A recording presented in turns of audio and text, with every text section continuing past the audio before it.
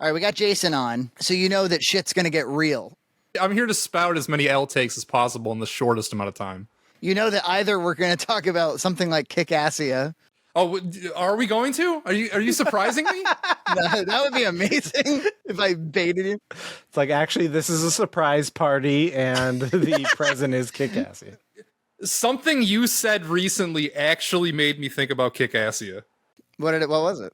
It was when you were talking about that guy, or to that guy about Confused Matthew, and he asked you what makes a good movie, and he asked if it was the screenplay, and you said, no, it's the vision. The vision makes a great movie. And of course, we know something like the Angry Video Game movie, it's confused at best vision. It's weird. There's not really a consistent thing going on there. But Kick-Assia, what Doug Walker had in his head is what's on the screen. You see the vision of that movie.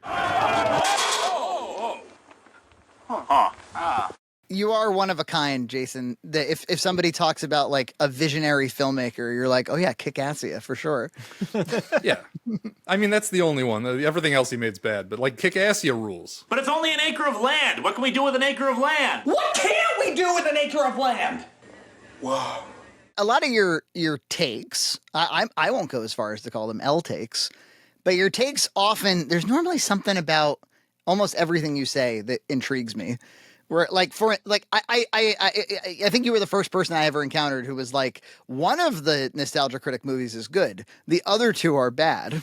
Normally they all get lumped in. Well, because people get on the hate train. People are just like, look at this cringe. Look how cringy it is. And then they make the thumbnail. Look at this cringe. And then they get all the views. And then that's, how it works. That's how it works in this racket. You got to be, it's stream all or on. You can't just be like, oh, well, that one's good. The other one's not so much. You're also one of the, I mean, maybe this is showing your age a little bit. Like, you're one of the first people I talk to regularly who was like, I'm really passionate about like kind of all things YouTube.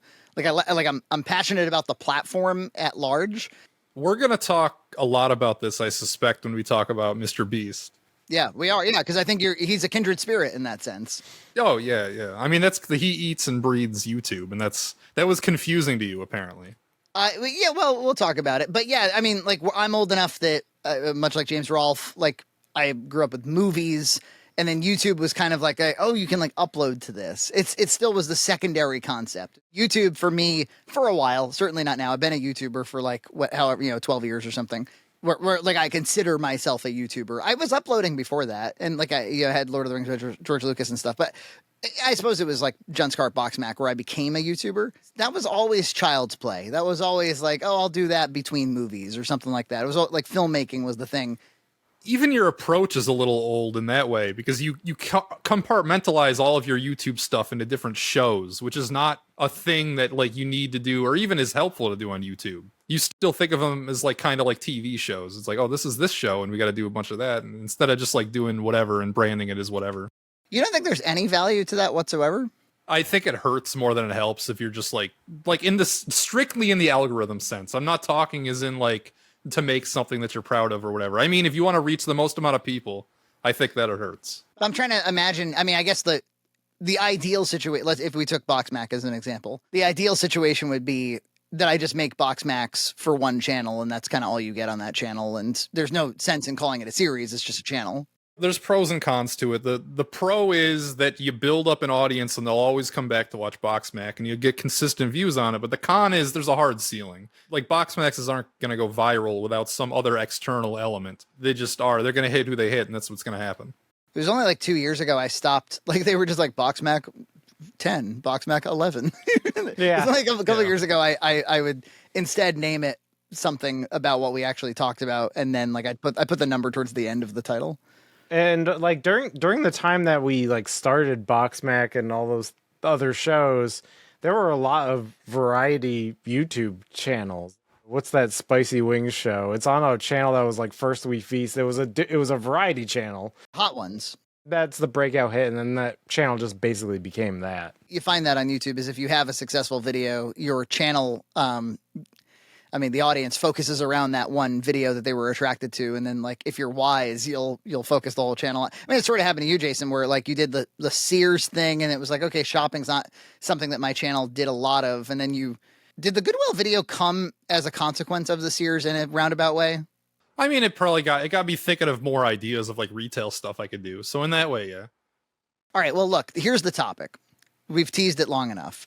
Jason told me, Jason levels with me a lot of times. He'll be like, you need to do this. And I listen to you. I do. He said there's a leaked document from MrBeast Incorporated. It's 35 pages, PDF. It's him, it's like essentially stream of consciousness of him writing like, here's what would make you successful producing videos for the company, because of course the company is very large and has lots of different departments and stuff. So this was specifically for somebody who got hired into like the video production side of things, location scouting, obviously like some videography, but not marketing. So we'll get into that. So I read it, as did EJ, and I know you've been studying all day, Jason. You reread it. I've been watching MrBeast all day. Can I tell you why I wanted you to read it first? Because I have a couple reasons. So one, because I knew you'd be into it, because it's basically your two favorite things in one document, which are things about producing content. You're into that, and management theories. These are your two favorite things in the whole world. You love them. You can't get enough of them. And two, because I just wanted to talk to somebody about it, because you cannot bring up MrBeast in any context at all in the entire world without it becoming this like dog pile, without it becoming Festivus, the yearly airing of the grievances against MrBeast. We don't want to see the comments about like how much you hate MrBeast. Okay, you already typed out the comment. Well, we see it, whatever. If you didn't post the comment yet, if you were waiting, like delete it now. We don't want them. We don't want to hear about how much you don't like MrBeast just because like that's the topic of the video. Like we get it, like the toxic work culture, the kid gambling, what he fakes his videos with CG. Like, I don't know. I don't care. I don't want to hear it. We know you don't like MrBeast. We know you don't like Hawk Tua. we know you don't like Nikocado Avocado. My God. I thought the man Nicocado's stunt was newsworthy. It was badass. Are you telling me that some guy losing 200 pounds, like more than that, and keeping it a secret for years? Like, that's not cool? Yeah, it's like a Ozempic 6 out of 10 stunt. Somebody said 6 out of 10 stunt. I was like, fuck you. And it got like 50 likes or something. I was like, people were the L takes here. Like people aggressively don't care if that's a thing. Yeah. You have the L takes, audience. We're here to discuss like YouTube theory, production, leadership, running an organization, efficiency, how you get shit done. As Jason just said, I like getting things done. And MrBeast also likes getting things done. He's 26 years old. One of the things I thought was really interesting about the document was, and I should also add, until I read the document, I had not watched, I think it's accurate to say I had not watched one frame of MrBeast. I'd never seen a video before. I still haven't. I still haven't. I watched more today than I ever have in my life. So I'm not coming in as a fan. I'm not coming in as an anti-fan. I'm coming in as like, I know this guy is outrageously popular. Like his flops are 66 million views in a day or something, I have a weird story with how I found him though, because I did watch him once upon a time many years ago in like 2016 or 2017. I watched him, and his channel at this time, what got me into him was called the worst intros on YouTube. And he would go on YouTube and he would find, like, how some YouTube videos, they just have like weird intros at the start. Oh yeah, reason.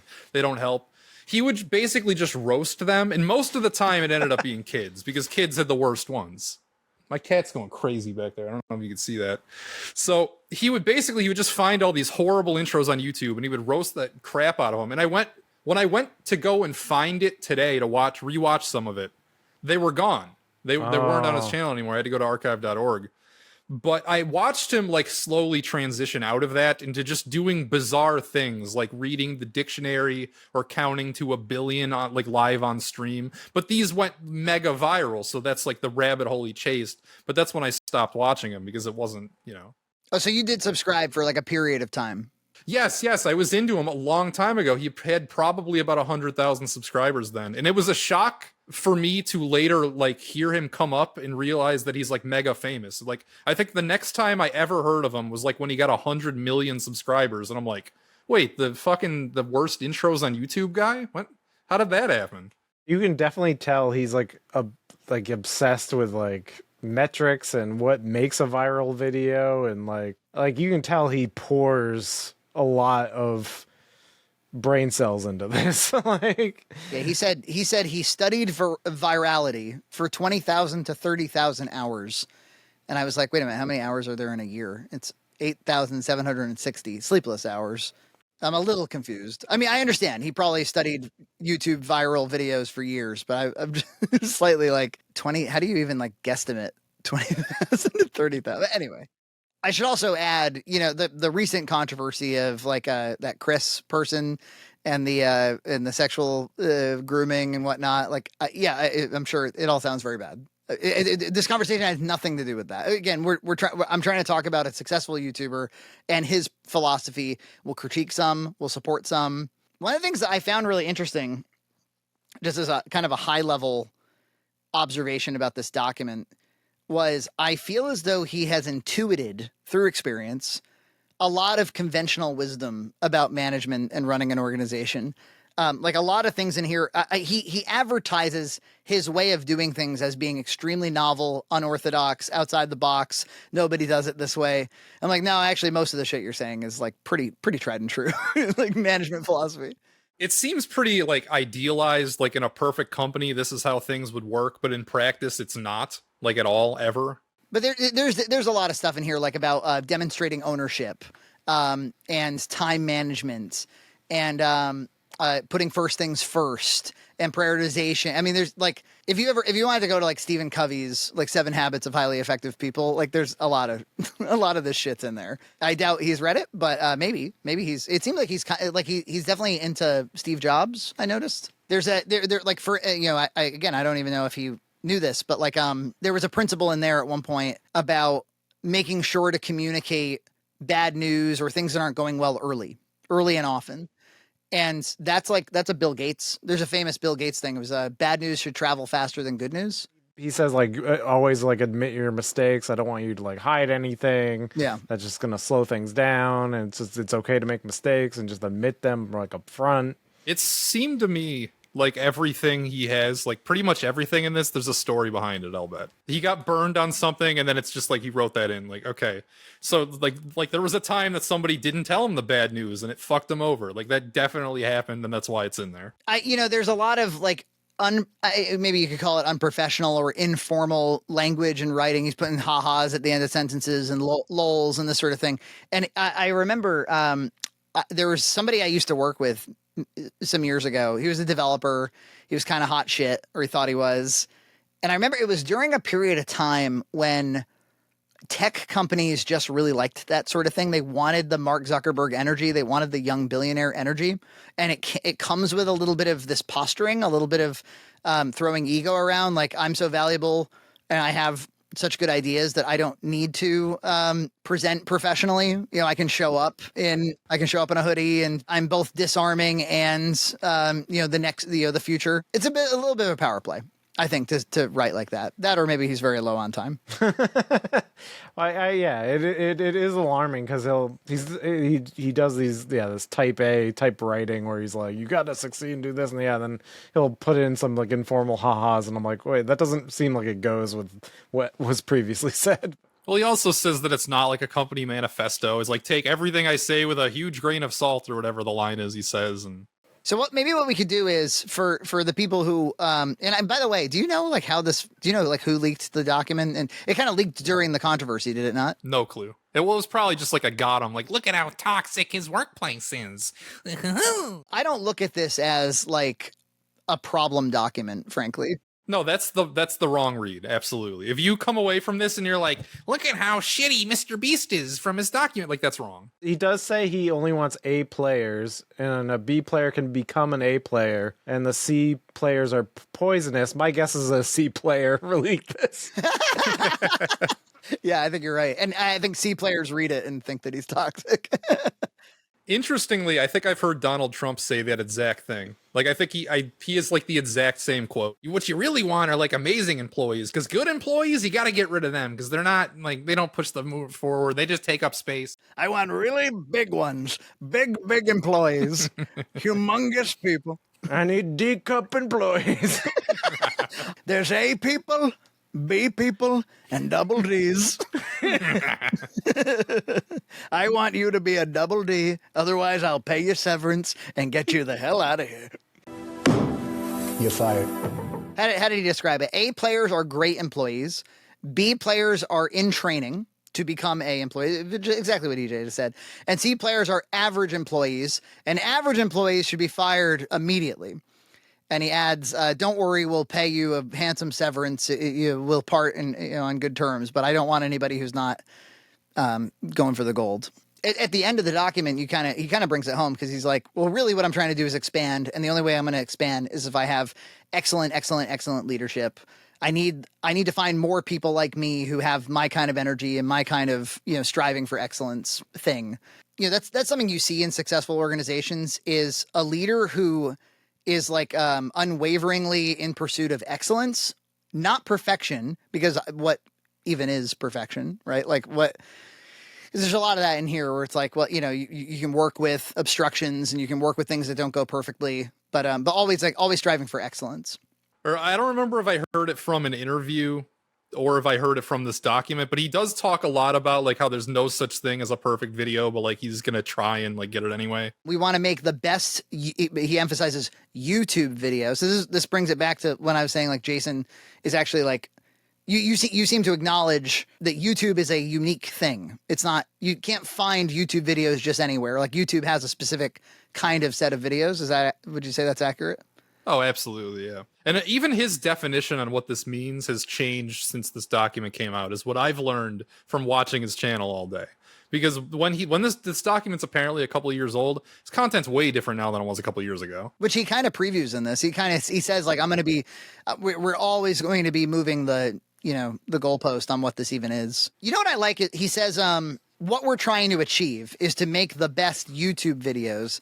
And he says, it sounds really simple, but like often what you're trying to achieve in a big entrepreneurial pursuit gets lost in the details and in the mechanics and in the day-to-day operations. And that is so true, man. Like I can't tell you how many times at my job, or for that matter, like when I've been working on a film or something, where you do lose sight of like what, because the micro tasks become all your focus. I've heard once like a CEO's job is just to stand there and champion what you're all trying to accomplish in the first place. Like they're just a cheerleader for like the big vision. What else I like is he emphasizes again, saying like YouTube is a special thing. We're not Hollywood. And he says like most Hollywood shows, I thought this was very interesting. Most Hollywood shows would flop on YouTube. He's right. Yeah, that's right? Exactly right. Yeah, because he stressed like, I don't care how traditional media does things, like not to be blunt. But yeah, it's haha, lol. Not to be blunt, haha, fuck all that. I mean, lol. There's a huge difference between a game show that MrBeast makes and like a game show that NBC makes. When I was watching, like one of the things I observed was that a MrBeast, even like the videos are long now. He says somewhere in this document that the average video is 13 minutes. That ain't true no more. It's like 35 now, right? Yeah, now they're much longer, but they're still very fast and there's still shit constantly happening and there's cuts all over the place and it's very ADHD and there's like never a fucking frame wasted on anything. But if you watch like Who Wants to Be a Millionaire, it's like all fucking waste. It's like it's a trivia show where they'll answer like 5 questions of fucking like half an hour. And like the rest of it is dramatic music and like shots and like talking to the person and getting to know. It's a lot slower. You know what I think it is because I was watching his most recent upload, which I think was it's the one I saw too. The twins, right? 100 identical twins are going to face off in a series of challenges. That's so often what the videos are, is like a whole lot of a novel thing is going to happen in a big way. Watching the first couple of minutes of it, it felt to me like the cold open in a network game, TV game show. Like tonight, 5 will square off, and and they start to preview all the drama that you're going to see. I've gathered 50 of the biggest YouTubers on the planet, and whichever one lasts the longest in this queue wins that $1 million for their subscribers. The pace is sustained the whole video. Right, you get that the opening of a network, like the cold open pace continues for 35 minutes. Yeah. It's interesting that you say that the videos got longer because obviously there's more the longer the videos are, if you can master keeping people watching it, then you're going to make a lot more money. So if he's like, okay, I've got them on the hook for 12 minutes, well, can I get them on the hook for 15? Can I get them on the hook for 20? Because he was like looking at a graph, like he's like, oh, in the first 3 minutes, like we need to accomplish this, and then at the third minute we have to like rehook them with another thing. Oh yeah, he was very detailed, like minute by minute, what should happen in a video. And it was like the first minute is hype, and then like the next couple minutes are like you deliver on the hype, and then you introduce the new element that then leads to the end of the video. Like basically that was the formula he outlined in this document. I don't know if that's true with the new stuff, but like at the time that was like his formula for making a successful YouTube video was that. Have you guys heard of Parkinson's law? There's like all these different, there's like the tool shed thing or bike shed law, and there's like the Pareto principle. There's all these like ideas about productivity and how teams operate.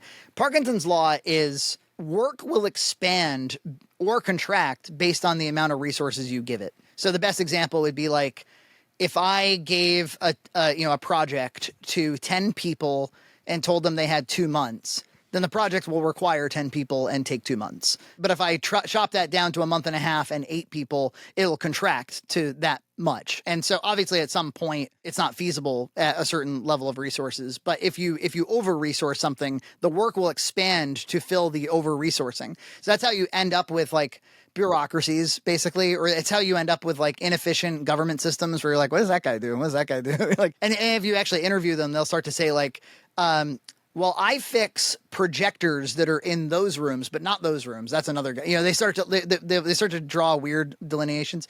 It's why like there's Elon Musk is one of them. They believe that small teams are operate better.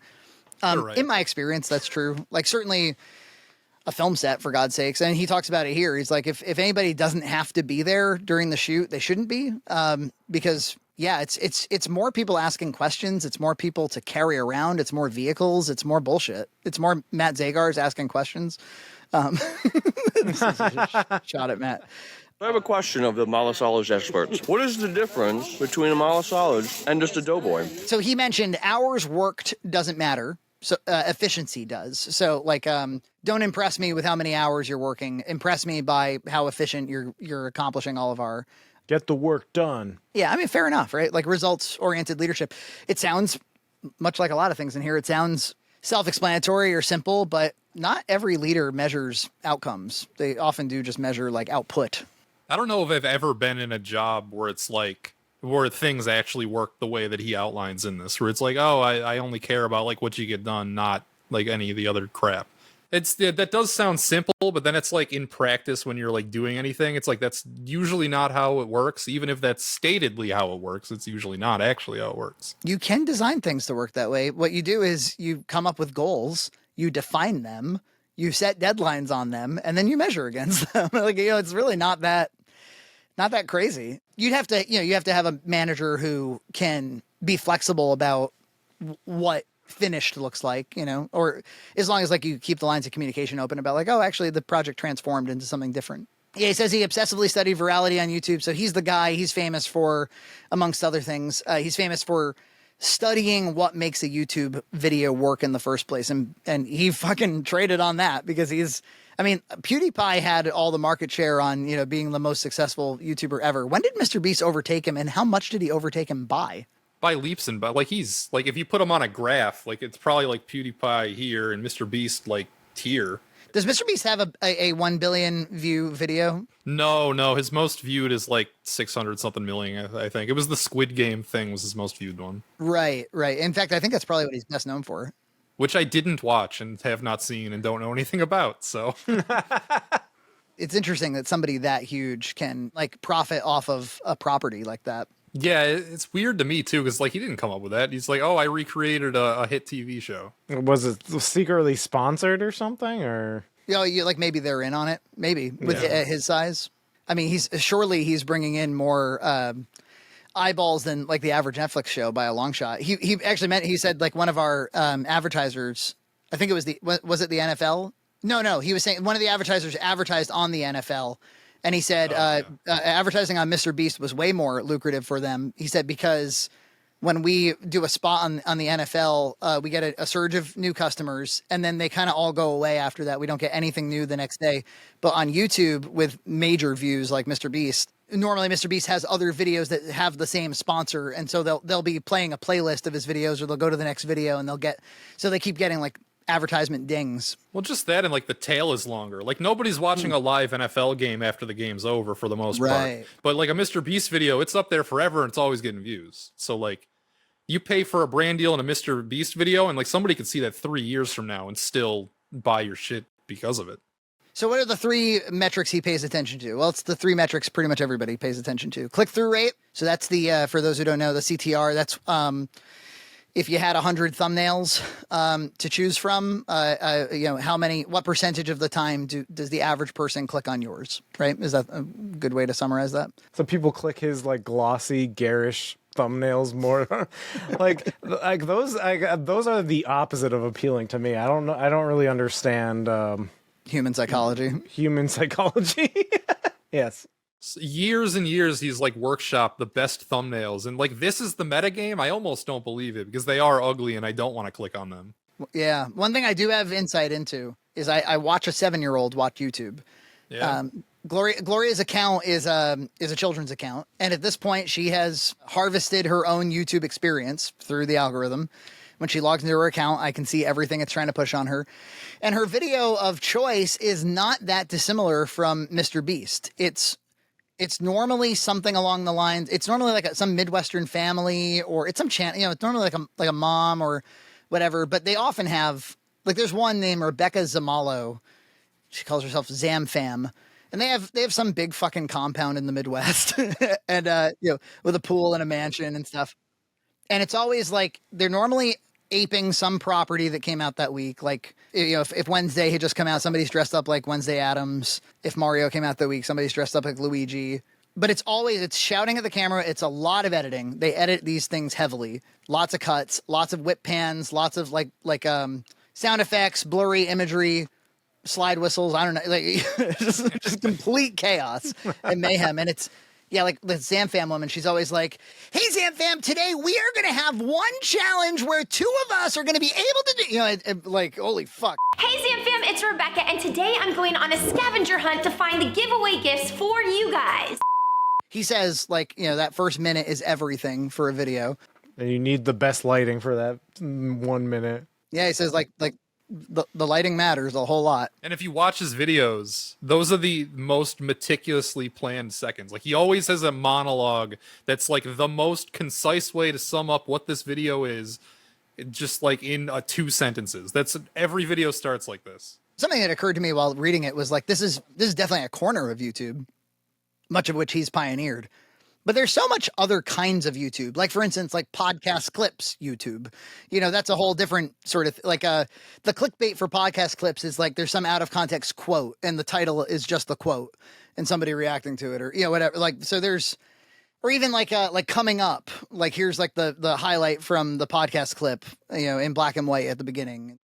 Well, those things get views and are successful. They don't get the most views and they're not the most successful, which is what MrBeast is interested in. He's interested in the most views and the most success, not having a podcast and then posting clips for a few thousand viewers, which you would call successful in its own way, but like it's not what MrBeast is looking for. Oh, of course. But I was referring to like, Joe Rogan, Tom Segura. Yeah. I mean, obviously people that are more successful on like a higher scale doing, similar things to this, but like, that's not what he's after. I mean, and he is kind of after that because he has other channels. I didn't investigate the other channels, but I assume that he has like the gaming channel and like the other, I don't even know, but he's got a few channels that he references in this thing as well. And I imagine they're not all just MrBeast styled. I mean, maybe they are. Yeah. So click-through rate, and just a note on click-through rate. I don't, you watch your metrics somewhat, Jason. I've found that like the videos that have really high click-through rates on my channels, they don't necessarily yield more views or more retention. So I don't really know why. I mean, in theory, it would matter a lot because that's what, in theory, they should equate to more views because they got clicked more.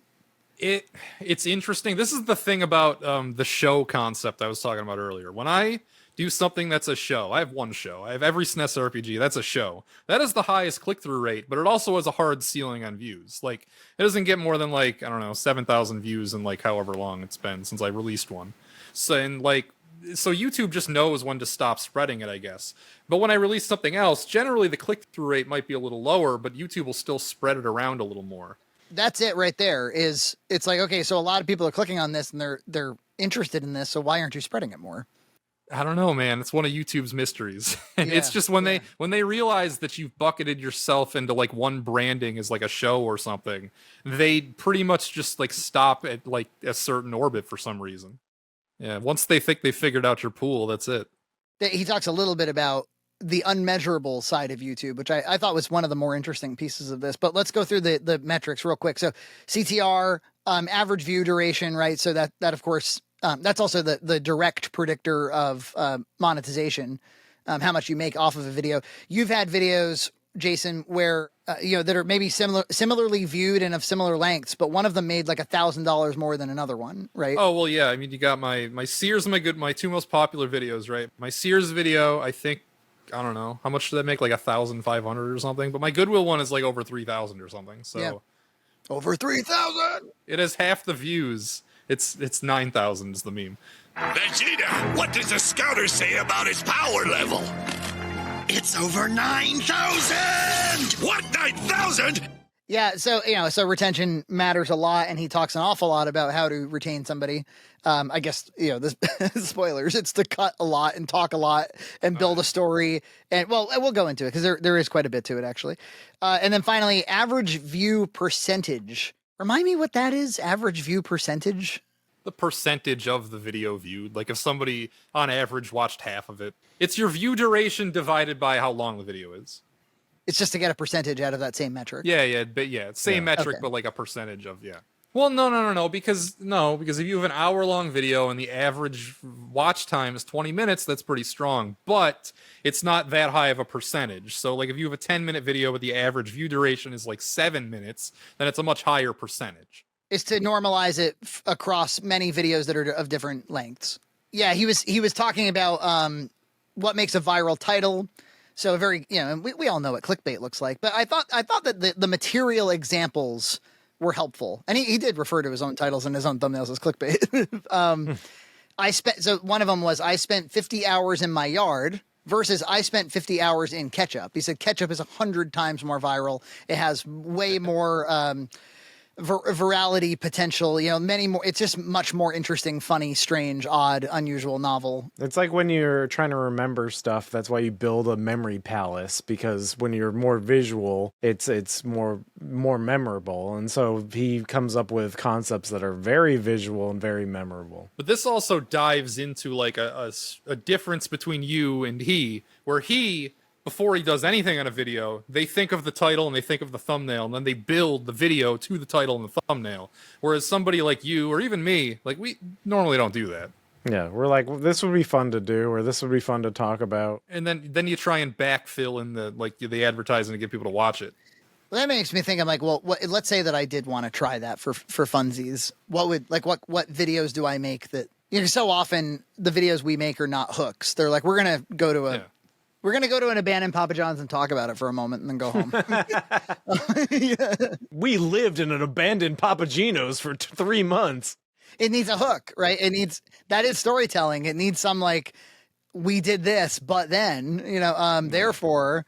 So the thumbnail would be like a broken down Papa Gino's, and maybe there'd be like a cop car in front of it because they caught us in the Papa Gino's.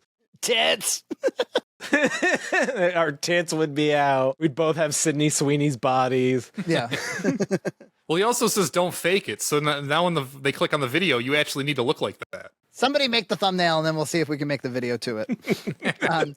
He talks about how like once you've devised your title / thumbnail, he insists that both are equally important. Obviously, those were built off of marketing concepts, and now the video has to meet the expectations of the thumbnail and title. Otherwise, you're going to lose your credibility and reputation. But I was just saying, I was like, okay, I feel limited in my ability to work backwards like that. So then I was thinking about Jason, who doesn't have as like structured shows. He just makes videos on a where. EJ, you're actually the same way. Like your videos are not; they don't have to follow a particular structure. So I was like, maybe most recently he did the 3DO video. I was like, could Jason have started with something about the 3DO before he made that video? So it's like, you have a 3DO, you have a big collection of 3DO games. Could you have started with a hook instead of just like showcasing it? Well, I mean, transparently, that I stayed up all night editing, finishing that video, and then at like 8 a.m. the morning after I was editing and doing all the whole thing, while it was uploading, is when I made the thumbnail and thought of the title. Oh, that's all of us. That's how it's the very last thing it's interesting, isn't it? That he's saying like the very first thing you should do is what most people is the very last thing that they do. I mean, I was thinking about it while I was making the video, but it wasn't like I didn't come in with a hook, The hook was just like, oh, I got all these games, I got to do something with it. Yeah. Well, and you decided Shelley Duvall was the correct hook. Yeah, well, it's the most interesting game in the stack, I think. Hey, hats off to you, man. Like, Nina doesn't like video game content. She watched that? She did. I popped it on and I won't say we watched the entire thing. I watched the entire thing. Whatever, it's fine. But then I knew the video, so I was like, oh, you got to see the Shelley Duvall one. Oh, you got to see this Mark Hamill video. I get excited when a confirmed woman who's not my grandma, because my grandma watches my videos. So average view duration, he says you lose most people in the first minute, so the first minute has to be amazing. Then minute 1 through 3 is when you stop telling people what the video is going to be and start showing them. He keeps throwing shade on filmmakers, so of course I felt, I took it personally. But he's like, a logical filmmaker might cover a man surviving in the woods first day in those minutes. Like if you're making a TV show about surviving in the woods, like minutes 2 through 4 might be like day 1. And he's like, no, you got to show all the fucking days in minutes 2 through 4 so that they kind of know, like you can forecast where the show is going. It's just all about like demanding their continued attention. It's like when you watch a movie trailer, they show you like a quick version of the movie trailer before you watch the movie trailer. Well, with movies, they expect you're going to watch the whole thing and they want you to be entertained. They're not just like, oh, please stay, please just pay attention, please. Like they don't beg and plead like a MrBeast video has to keep you like watching, because in a movie, like traditionally, right, you already bought your ticket, you're already there, you're probably not going to leave. I mean, you could, but like you're probably not going to. So it can be slower and build to like something, that's probably like a better artistic payoff or whatever than just like constantly bombarding you with shit. But like that's not what he's going for. It's a different thing. I suck 112 dicks to retain 12 minutes of watch time. He says, then around 3 minutes, you have to re-engage with some spectacular thing. You need to move from the blowjob to, doing, maybe rimming. Yeah, you pull back the curtain and there's like 50 dudes there. It's like, whoa! Yeah, and now blow all of these too. Yeah. They're all here and they're waiting. Oh my. As I'm reading through this, Mr. I'm Not Network TV, I'm like, some of these principles are network TV principles. Some of these are like what you do before the ad break and what you do right after the ad break. That is something that YouTube and network TV have in common, is the ad break is the number one thing that's going to drive people away from your show and make them change the channel. Oh, yeah. So having to always like reintroduce story elements to keep you there. And this wasn't in his document, but I was watching an interesting video recently called Everything is Designed to Waste Your Time. And he was talking about how MrBeast videos, when they do ad reads, he has a progress bar. Oh, he fakes it. Yeah. He fakes it. It goes rapidly at first, and then he makes it gradually get slower. It's so evil. It's such a fucking asshole thing to do. That's like an old video game tactic is what that is like any like RPG with like a life bar. A lot of times they'll make it more difficult, or like it will scale in the same way as like a MrBeast video. Like that's an old video game principle is what that is. I thought this was interesting. It stands to reason. He's like, if the viewer watches to the middle, they're probably going to watch till the end. He's like, I don't mean to say make the second half boring, but I am saying like you probably got him by that point. Like, I don't remember a time when I've looked at metrics, I don't remember a retention graph that suddenly like fell off at 50%, But it's interesting. Like when we upload compilations, multi-hour things, it's all diminishing returns, because I think people hop around in those and stuff. So those are almost impossible to use some of these metrics. Well, a compilation's a completely different thing. That's not what we're talking about. Just a different beast, a different MrBeast. MrBeast! He said, so those are the 3 metrics. He says the untrackable, unmeasurable metric is the wow factor. you know, something that no one else can do. Talking to Jason right before the pod, I was saying, like, do you think it's true if you do have that big hook, that big clickbait hook, that big I survived in ketchup, or I did an Uber with a tank, or in your case, I went to fucking 112 Goodwills and then really go to the 112 Goodwills. Is that pretty, like, are you pretty much guaranteed to have a high performing video if you do one of these things? It's much more likely. I mean, if you have a strong hook, I mean, you've already like got a thing. They're like, whoa, I want to see that. And then, yeah, they click. Yeah. Well, yeah, I guess it's all there. Those three metrics are all there in the premise. They're likely to click. You're likely to string them along. I guess the Goodwill video, a video like that could run the risk of losing somebody halfway through where they're like, he's just going to this one and then this one and then this one and then this one. It doesn't do significantly like okay. So if you look at my retention graphs, like by far the best is like every SNES RPG. Those are like cheating. Those get like over 50% every time. But like anything else when it spans, it's like it does a respectable job. You know, you'll lose like half right away and then it goes down slowly over the course of the whole video. That's usually what it looks like. What you need to do is I found this thing, and you lift it up, and it's a box with a question mark. But it's like you'll have to see that later in the video when I find it. I could have MrBeast'd that more, but the thing is I made that video in like segments. So I think when I filmed the intro, I don't think I knew what I got at the end. Maybe I did. I don't remember. Oh well, you know, the running tally is a way to keep people engaged, because even if they skip forward in the video, they could be like, oh my god, he's up to this much, you know, whatever. That was helpful. But yeah, I guess you could, and organically in that video, there were some narrative, you know, like how many times you're going to find a Wii fitness board and that sort of thing. He says, read a book called The Goal. I read a few pages and then asked ChatGPT to tell me what happened to the rest of it. It was about some guy who's a manager of a factory that's going to get shut down. So he works on improving efficiencies in the factory by finding out what the bottlenecks are. And what he found is that basically everything hinges on this one fucking guy doing one thing that was like holding everything up. And then he fixes that and then the factory is like way better. Dude, it's so true. I've run into that so many times where it's like there's one thing that's hobbling you, you know? Yeah. So he says, read The Goal, and he says you should only, he instructs his employees to only watch YouTube, get rid of Hulu, get rid of Netflix. You're a YouTube employee now, and to watch all of his, you know, as many MrBeast videos as possible. That's not unreasonable. He doesn't upload that many videos. So like, I think expecting your employees to know what you're putting out that's pretty reasonable. Although there's like 800 videos, aren't there? I mean, it's a lot of videos, but I think he said past a certain point. There's a big backlog, but he only uploads like once a month or something. So it's like it's not that bad. You could easily keep up if you started tomorrow. Yeah, exactly.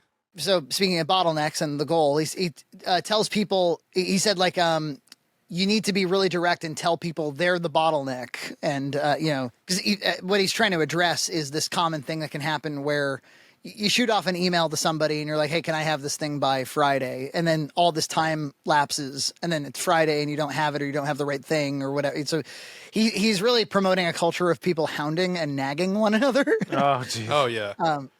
Let me tell you, when I was plumbing, so many times you would like get to a place and it'd be like, oh, nope, they didn't put in the studs yet. You can't do this and you can't do that. And it's like, you would run into that so much. It was just like, it was like you go entire days where it'd be like, all right, I went here. Oh, it wasn't ready. And then you call your boss and he's like, oh, go there. And then I go there and like, oh, it's not ready here either.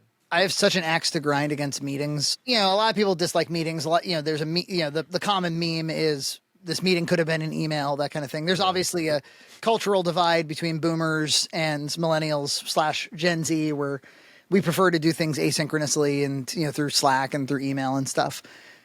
Wasting time in the meeting itself, not a huge deal to me, because we're normally talking about an hour. If the meeting is truly useless, you can multitask during that hour. So like, you know, not much productivity lost on the one meeting. What I take exception to is the amount of time you have to wait to have the meeting. So now there's some task that needs to be done. Somebody thinks they're being productive because they schedule the meeting. It's fucking Thursday and the meeting's not till next Wednesday. And you all sit there doing nothing about that task until you all have the meeting. And then like one of the important people doesn't show up. And now like, you're like, well, okay, we will follow up with them offline. Like, why didn't we follow up offline to begin with? You know, that shit drives me nuts.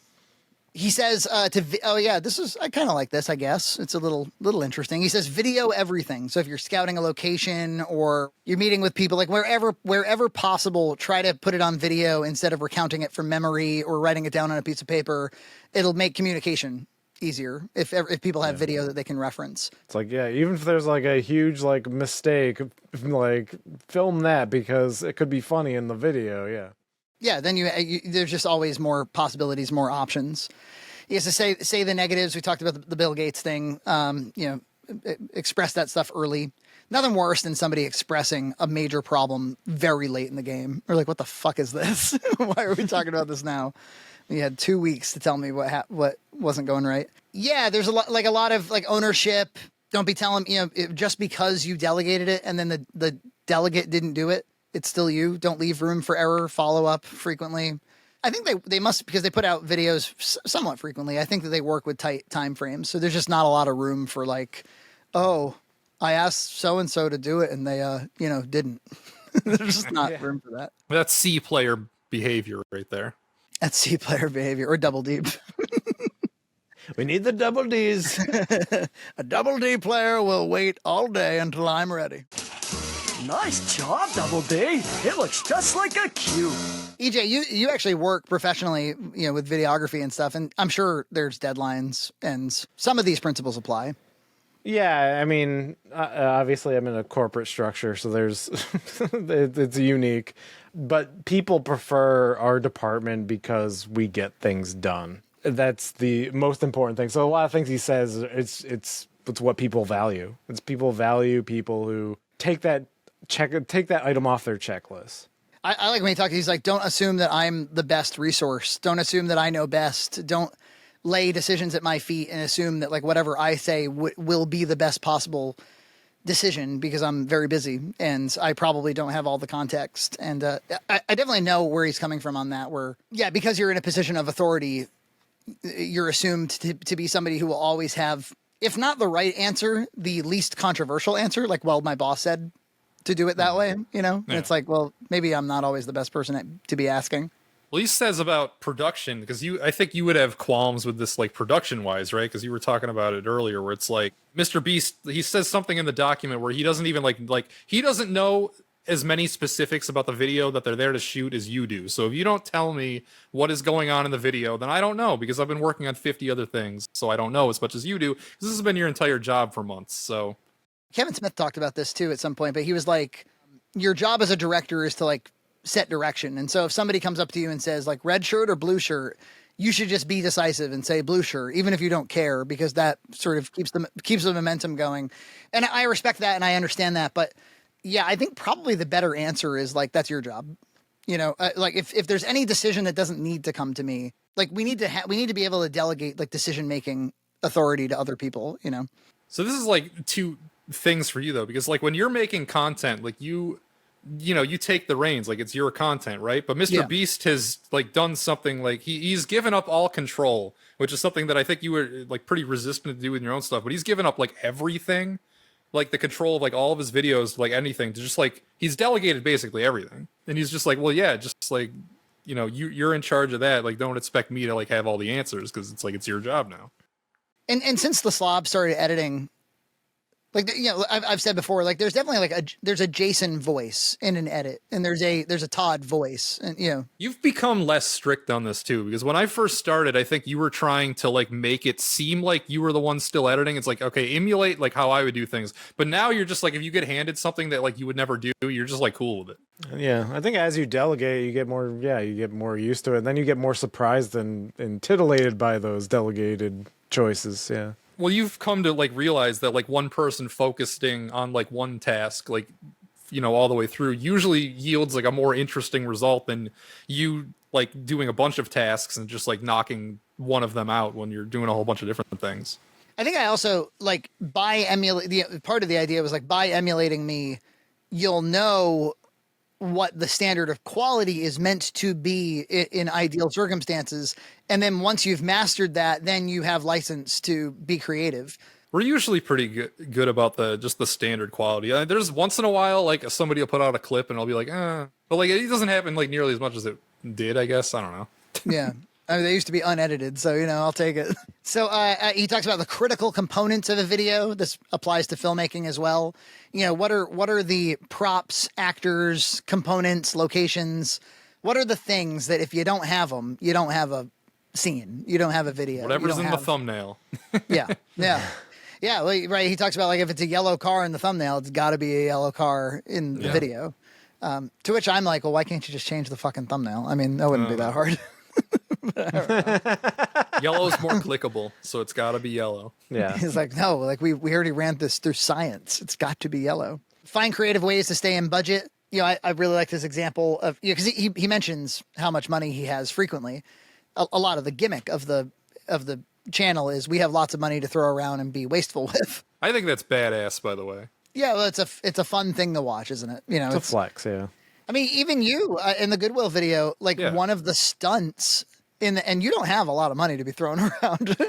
Well, I mean, I made money on that video. Like, if you combine that and like the playing the game, so it's like even though spent like $1,000 and then just like gave the games away, like I still am in the black. So like I'm happy with that. And this has been like his philosophy. This is me doing the MrBeast deep dive today. Well, I mean, I already kind of knew this, but like I know it more now because you can see the dollar amounts go up. He started just like giving like $10 to random people, and like that was a video idea. It's like I went around town giving $10 to everyone. Like that was like a video idea.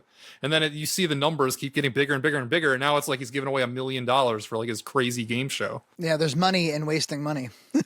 My point is when you're a YouTuber, I like seeing the money being used in the videos as opposed to YouTubers like PewDiePie that get famous and make a shitload of money, but their videos are still just them talking in a room.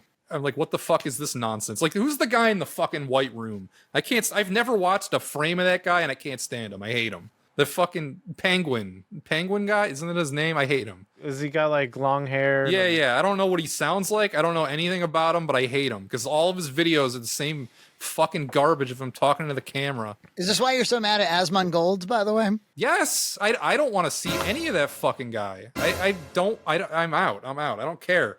All right, moving on to our friend the Beast. Oh yeah, we were talking about the money. He was saying that like instead of giving out $20,000, maybe give out a year's supply of Doritos, which will end up coming out to like $1,000. And he's like, and one of those sounds a lot more like luxurious and crazy and ostentatious than the other, and it's significantly cheaper. It's just way more fun. Like fucking, you think of something like that. It's like he's just prioritizing like fun things over like just like the cold whatever. And I don't know. I think that's cool too. Don't take things at face value. If something seems weird, investigate further. So things that seem too good to be true. This is where the thing everybody takes umbrage with when you bring up the document is, because this is where no doesn't mean no comes from, which is just like a catchy headline for him to tell you to be persistent. Like if you're trying to get a location and you call and the guy's like, no, like that could just be some like low level fucking weeblo that doesn't want to fucking deal with the hassle of your bullshit. Oh, well, the reason they're overreacting to that is because no means no has a connotation to it relating to sexual assault. They don't actually, investigate what he's saying in the document. They're just like, you can't, that's a really bad look, MrBeast. And it's like one of the only like headlines that's like in like all caps, and it's like no does not mean no. It looks weird. Well, right now it's very cool to hate MrBeast. A lot of people, everybody's out to get MrBeast. So it's like if that comes up, they're just like, yikes, guys. And the screenshot of no means no. They like a good, well, that doesn't look very good. But they know, they definitely know themselves that that's not what is meant. They're not, he's not like, if you see somebody, sexually assault them. Because no means does not necessarily mean no. It's in my document. If you find that document, please send it to us. We will cover it here on the show. It's just if you contact Dollar Tree and the manager says no, you can contact somebody else. Oh, and I saw the videos he was talking about here because he went through a phase a few years ago where he would go to a store and buy literally everything in the store. Every single product in the store, he's like, bam, I bought it. And then like a team of 100 people come in, they put it all in the carts and they ship it all away. And just like they bring it to like the homeless shelter or some shit. It's very like the first time I ever saw anything like that on YouTube is probably Epic Mealtime. Like give me 100 cheeseburgers. It's like, wow, 100 cheeseburgers. Does that still work on people? Like I showed up to Target and bought every box of cereal. Well, I mean, you got to go bigger. You got to buy the entire Target. I mean, MrBeast was doing it with smaller stores like Dollar Trees. I think there was a store where he went to a Dollar Tree and he bought literally every single thing inside the Dollar Tree. Like, to do it with a Target would probably be infeasible because, you know, I don't know. See, that should be his advice. He should be like, if you go to a Dollar Tree, buy everything in the Dollar Tree. Don't buy the Dollar Tree itself. That comes with liability, and it's not as exciting in the thumbnail, frankly. He says, you know, if you're going to like secure a location, whatever, do it in person. You know, that way you can read body language. Oh, and yeah. This all is true, by the way, because I've had to secure locations on no budget for films in the past, and it's all, yeah, you have to ingratiate yourself. You have to show them that you're not you actually are a creative person. You're not like some scammer who's going to, trying to steal from them or something. He talks about how should I pronounce this? Prio list? Prio? Well, those are the things in the thumbnail. Like, again, yellow Lamborghini, that's your Prio. Like, you got to have the yellow Lamborghini if that's in the thumbnail. Yeah, he says nothing comes between you and the Prios. He said he keeps using the term cheat code, but that made me think, by the way, I'm like, if you're 26, do you even know what a cheat code is? I mean, he's a gamer. He knows. He was playing Grand Theft Auto on the PS2. He knows. All right, fair enough. He says consultants are cheat codes. I think by consultants, I think he just means like, yeah, third parties who are already experts at the things that you're doing. That all makes sense. I do have a little bit of like an aversion personally to consultants because they tend to be really uninvested in what you're working on. So if you're working in an IT organization and they're going to come in and do, normally you have to like really carefully define exactly what they're going to do because they're going to perform work exactly to the scope of work that you've laid out for them. I saw a MrBeast video today that plays into this perfectly. It was the premise of the video was, I think it was called like $1 car versus $100 million car. And it was just comparing cars of like different price ranges. And the $100 million car was some classic, like 100-year-old, like luxury car. And it was like so rare and exclusive that only like this guy from the museum could drive it. And like the whole segment with that car is MrBeast going like crazy, like, whoa, guy, what do you think of that? And he's like trying to get any reaction out of this guy at all. And he's just like, driving the car like that. He couldn't give a fuck about the video. Wants video producers to be able to like hold a camera and shoot their own stuff from time to time. Because, I think in general, the producers are just there to essentially project manage a video. It sounds like he's like, hey, if you can hold a camera, it sure would be nice. Cause we need a lot of things to cut to. They do another metric is they obsess over where their new uploads rank in the top 10 recent uploads. So that's a metric I don't look at all that often, but yeah, really? Yeah, you look at that, eh? That's the only one I look at now. I don't even really care about the other ones. I'm just like, oh, how's this video doing? Oh, it's like at 4. Okay, it's all right. You want to know how you compare to yourself. Yeah, pretty much. It's interesting. You don't think that's interesting? I guess it's just that I feel like I keep a mental tally of it because I check in on videos with enough frequency. Well, I feel like the numbers are kind of meaningless to me because I don't have enough of a frame of reference without that. It'll be like if I look at a video and it's like, okay, I got 4,000 views this day on this video, and it's like, is that good? And then I look at that's 4 out of 10, so that's pretty average actually. It's like, all right, it puts it in perspective. I think with our case, it's like we're making these clips whether they perform or not. That's another thing, yeah, is you upload like a bunch of times a week, and like some clips are like aren't going to do that well, but you put them out anyway. Yeah, so yeah, exactly. If it's for the people who watch everything that we do. Yeah, I guess the more interesting thing is when there's like an unexpected extra couple of thousand views that we weren't expecting. It's not very predictable. Like sometimes like a VHS discussion will get like 7,000 views, and then other times this like a similar VHS discussion will get 2,000 views. All-nighters, I thought you're just a good piece of advice. If you're gonna pull all-nighters, and he doesn't say you have to, although he implies you should. It should be weeks in advance of the shoot and not days in advance of the shoot. You should be well rested for your shoot. This makes a lot of sense to me. Nothing worse than being poorly rested at a fucking shoot. Because shoots, EJ knows, man. Like, you think that they're not exhausting, but they exhaust the body and they exhaust the mind because you're problem solving very quickly all day. And you should be eating well as well, actually. I've made that mistake in the past, like eating like shit, like during all of having fun up there because we were just snacking and stuff. Next time, dude, it's going to be like steak and some veggies the whole way through. And we'll have nice regular shits all together as a crew. Horrible mistakes should be featured in videos, so incorporate your mistakes, make it funnier. I put this one in quotes because it's just so apropos. Never do anything that could make us look bad from a PR perspective. Yeah, good luck with that. Oh boy. And then he goes on to talk to us about how Chris is like the best, a hilarious person who watches amazing cartoons and makes them so good. He seems very concerned about using precise terminology when people are communicating.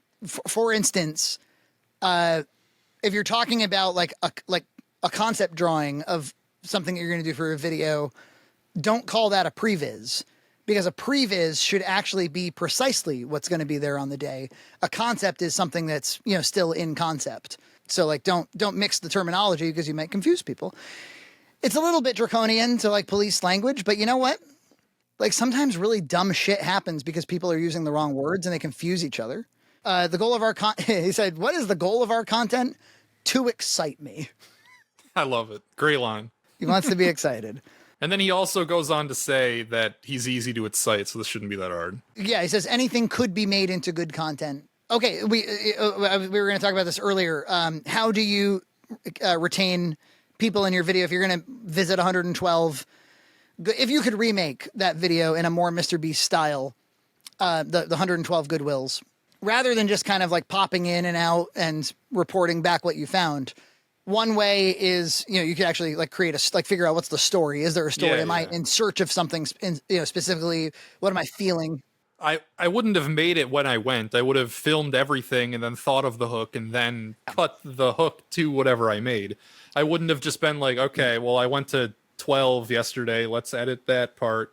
And then go out and then go to 12 more and then, yeah, whatever. He said the other way you can do it, besides coming up with like, you know, a story, and I like this, I think this is smart, is he calls it stair stepping, just escalating the stakes as time goes on. So in this example, it was like they were setting off really expensive fireworks, or I think the hook was something like, we set off a $100,000 firework. And so like they started with the low end ones and then they kept getting more expensive so you're going to stay hooked because you want to see them light off the big one, right? I saw this over the course of videos when I was watching today. Well, I think the most, they lit, what do? They filled a regular house full of like 1 million fireworks and then they blew up the house. And then the house ceased to exist after that. Like it was gone, like it burned to the ground. And like then I also like saw stakes lowered and it was like cuter where I think he just like blew up a computer monitor with like fireworks like years ago. And so it's like he must have had like some fascination, or he realized that like fireworks made like good YouTube or something, because he was blowing a lot of stuff up with fireworks. Well, one of his like bullet points here was like, it's okay for boys to be childish. Like, if the talent wants to draw a dick on a whiteboard or do something stupid, let them. Also, no bad PR, but let them draw dicks. That's fine. The let boys be boys might be a little I don't know. I mean, he's lowering expectations for like his friends. He's like, all right, these guys are my friends. They're just here to goof around. Like they're not A players. They're the double D players. There's a piece in here that spoke to me directly, which is I get caught in a loop where I put out a certain kind of video, Junt's Cart, Box Mac, arcade clips, whatever. Some Pewter Smith, Junt's Ness.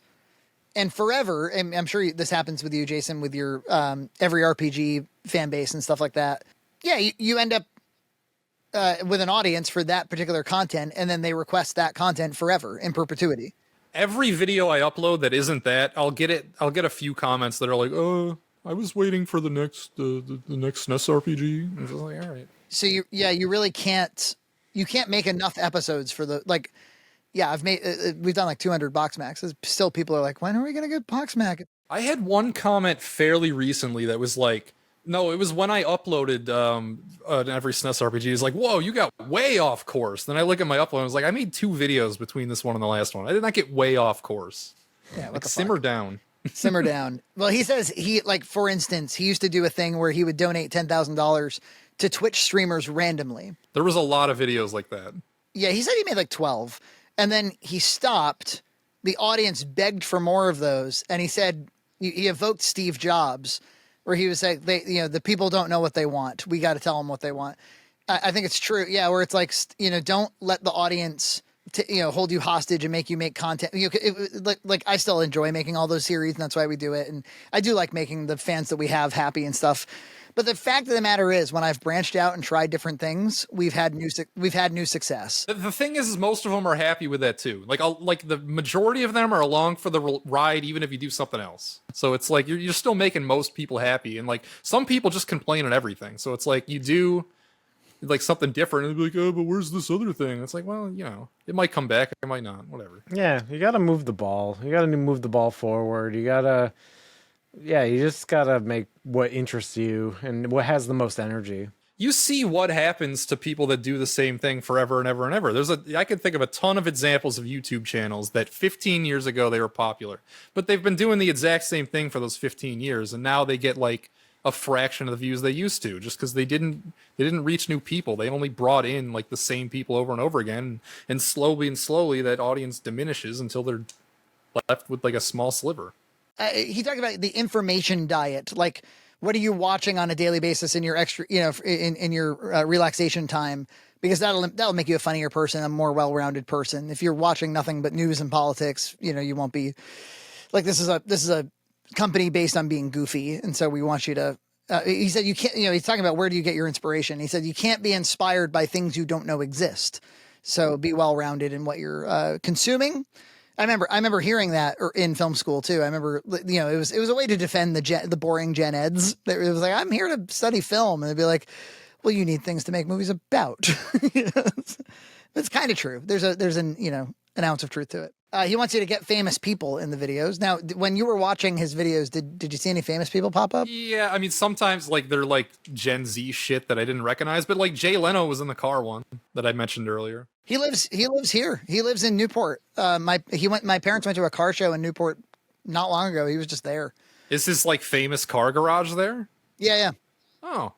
Maybe MrBeast was there then too, because they were in the Jay Leno car garage. This is before or after his like face got burned. Oh, I don't know anything about him. He looked pretty normal. I don't know. Yeah, I think he recovered well from the face situation. I mean, he had kind of a strange face to begin with. It's a little puffier, but maybe you don't notice.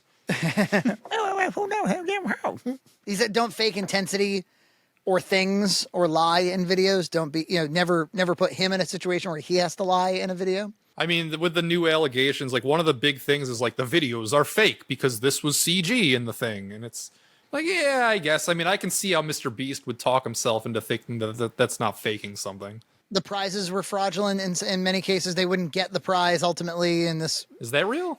Was that a part of the allegations? I think that Mooney lawyer guy did a thing on this. And I didn't see that. I heard something about it. I think it was like, as part of the entertainment, they would not give you the prize or something. And they were talking about how, like, on network TV, if you do giveaways, there are laws around it. And on YouTube, the same laws don't apply. I've definitely heard that he's not as beholden to these laws. But I mean, I guess you could just cut this out, or I could just be a huge L take. But I hadn't heard that he just didn't give people shit. And then finally, abrupt endings to videos to protect retention. I guess he doesn't want to lose even those last 5 seconds where Jason says, never trust somebody that needs a haircut. Like he's like, no, don't lose them. Well, I mean, it's bad for your percentage of everybody. Like he even showed some graphs in the document that you can see it at the end. It's like, whoop, because he used to do the YouTuber thing with the fucking end screen and like a theme song playing over it for like 10 seconds. He used to do that. He doesn't do that anymore.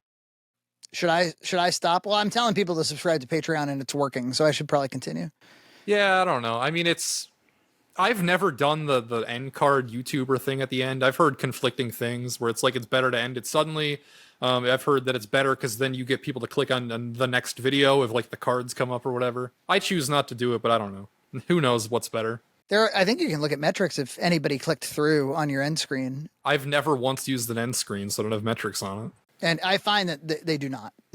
Yeah. They tend to click. You actually talked us into uploading the compilations for John's Carts, and they've been performing. For us, they've been performing pretty well. And people, more than that, they seem to be reintroducing or introducing for the first time people to a lot of those episodes. And John and I were talking about it briefly when we saw each other recently, and he was like, "Why do you think people want to watch that instead of a playlist?" I gave it a moment's thought, and I was like, "I guess because it's easier to click a video than it is to click on a playlist." And also, You know, because Disney Plus is adding like channels, so there's gonna be like a Marvel channel, and, like a Star Wars channel. I think it's like parents just want to like throw something on, and they don't want to like click next video. They don't want to click anything. They just want it to play. But it's slightly clunkier, you know. It's slightly clunkier. There's like a fast food principle to this. Like anything that would prevent the person from coming in. You know, these like very minor things that might be deterrents from your customers. Yeah. It would have to load that next video. Maybe it wouldn't do it quite right. You don't want that. Just play a long video. Or when do you ever search for a playlist? Doesn't happen too often. Very rarely. No. Yeah. Yeah, you can't get recommended a playlist. You can get recommended a big compilation video. Oh, and if you have YouTube Premium, you could download that whole compilation as one big video, and you could play offline on a plane. Even more rare, when do you ever visit someone's channel, first of all? Like, go to their channel. And then when do you ever, you're like, oh, playlists. And you click on their playlists. And then you look through all their playlists and try to find the right one. If I notice that they have a series that I want to see everything that they've made of that like series, then I'll do it. Yeah, if I want to look at Elden Ring builds, I'll go to Fextra Life's YouTube channel. I'll look at all the builds in the playlist. Jason was even more psychotic. He was like, no, upload the whole series in one video. Like, don't do seasons. It would be huge. It would be like 20 hours long, and maybe it would, imagine the watch time. I mean, the percentages would be bad, but imagine the watch time. Yeah, only one more note here, which is he says to the prospective or the new employee that there's infinite room to grow in his business that he intends to make billions of dollars with. And he doesn't like the word promotion. He just says there's lots to do and you should do it. And if you do it and if you show the kind of gusto he's looking for, you will grow infinitely. In a company like that seems accurate to me. It's probably true. I like the attitude. He says that this isn't a stepping stone. This is it. I like that attitude. That's good. Yeah, I've heard it as like I've interviewed people where you can kind of tell they don't want the job they're interviewing for. They want some other job after it. Like, are they interviewing for this job or for a different job? Yeah. This guy must be huge because my nephew, who's 5 years old, he got like a gun, like a toy gun, and it has MrBeast's logo on it. I'm like, this guy must be... Yeah, it's like a gun that shoots like these little bubble pellet things. Yeah, it's weird. But anyway, it has MrBeast's logo on it, and it's like, this guy must be rolling in dough. Well, yeah, his network, I think, according to Forbes, is like 500 mil. How much does the average MrBeast video get in views? I think it's like 100 mil. Yeah, as you said, like his latest one is 60-something million, and that's considered a huge disappointment after the scandal. This dude did, in fact, crack the code, the cheat code. Oh, yeah. Subscribe to Red Cow Entertainment on Patreon for full episodes every other week.